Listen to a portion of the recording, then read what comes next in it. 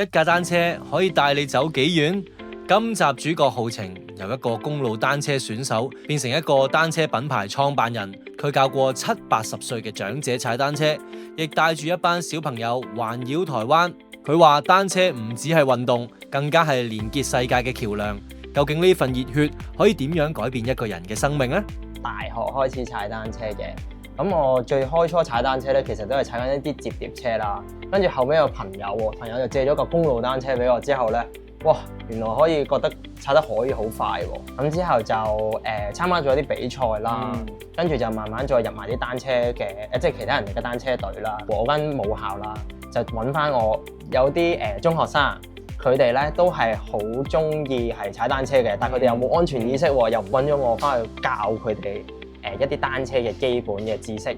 發展咗大概係2-3年啦，跟住我都慢慢又帶啲小朋友去參加公路單車比賽。既然中學生又有一個渠道啦，好似有啲市場，我覺得自己都好似識啲人脈啊，揾得到個窿路喎，咁跟住咪嘗試開個單車鋪。你仲有啲課程㗎喎，仲有親子班，係啊，你話俾我聽，我呢個參加下先。2到4歲就可以踩平衡車啦，咁由大少少就可以開始學習2轆單車啦。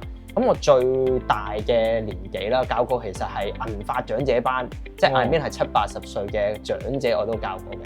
去到幾多歲其實都可以去學嘅，因為我哋每個年紀去睇嘅事情都係會唔同嘅。其中一個我比較更加最欣賞嘅係一個學生啦，4歲左右嘅時候跟到而家。咁由最開初咧，其實講緊係踩一啲好普通嘅單速嘅單車啦。最近啦，我哋亦都帶佢衝出去澳門，咁啊參加咗澳門嘅公路單車比賽。咁佢係都攞到佢而家叫做 U10組別嘅一個黃衫嘅戰衣。有時都會反觀翻自己，其實我哋喺生活中都會面對好多唔同人同事都要去處理。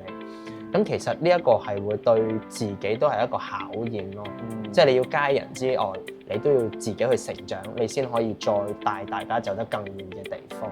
原本可能嗰個家長唔會諗住學單車嘅喎，就係因為嗰個小朋友都學埋，其實佢最主要就係想陪埋個小朋友一齊去踩嘅情況之下咧。咁跟住佢就一齊學埋單車。除咗香港踩單車之外咧，你更加係衝出去其他地方。可唔可以分享下你一啲之前嘅一啲過往經歷俾我聽下？23年嘅12月左右啦，因為聖誕節咗嗰個時間嚟嘅。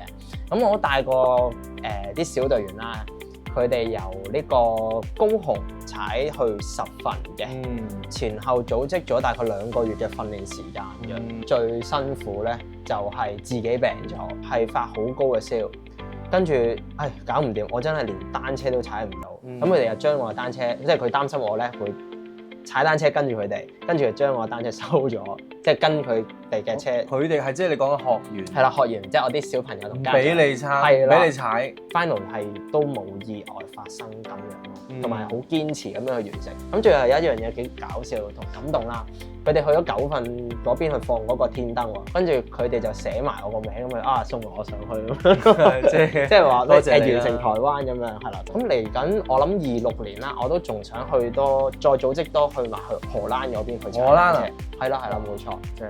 係啦，好有興趣喎。荷蘭嗰個都係一個單車嘅城市嚟㗎，咁所以其實都幾值得帶埋啲小朋友或者家長一齊去體驗嗰個地方咯，單車嘅文化。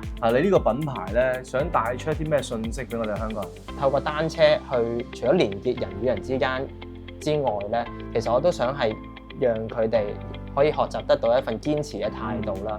即係儘管面對唔同人嘅事都好啦，其實我哋每一日都要處理唔同人同埋嘅事情嘅。同浩晴咧傾咗呢個訪問咧，發覺佢咧係真係同我好有相似嘅地方，就係佢非常之熱愛單車。咁我覺得呢樣嘢係做一件事最初心、最純真嘅一面咯。咁睇到佢將佢嘅興趣變成一個職業，再變成一個背後擁有咁多理念同埋咁遠大嘅一個夢想嘅一個年輕人，所以我覺得咧真係喺佢身上都體會咗好多熱誠。咁希望咧，浩晴咧佢嘅品牌啦可以繼續發揚光大啦，從香港可以走到去世界各地。我哋喺度祝福佢哋。浩晴，呢個送俾你，我嘅節目名吉時有計，係啊，呢個就係呢間公司 Highball， 係啦，都送埋俾你。多謝你，多謝你。希望咧你嘅生意啦，你嘅理念啦，可以一飛沖天，去到全世界。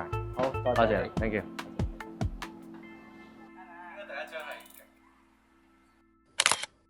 16歲入行做髮型師，21歲創業，跟手輸咗成球，然之後一日打幾份工，幾年後還晒所有債，邊有可能啊？梗係有可能啦，就係我啦。阿力，想知道阿力點樣逆轉人生？留意吉事有計。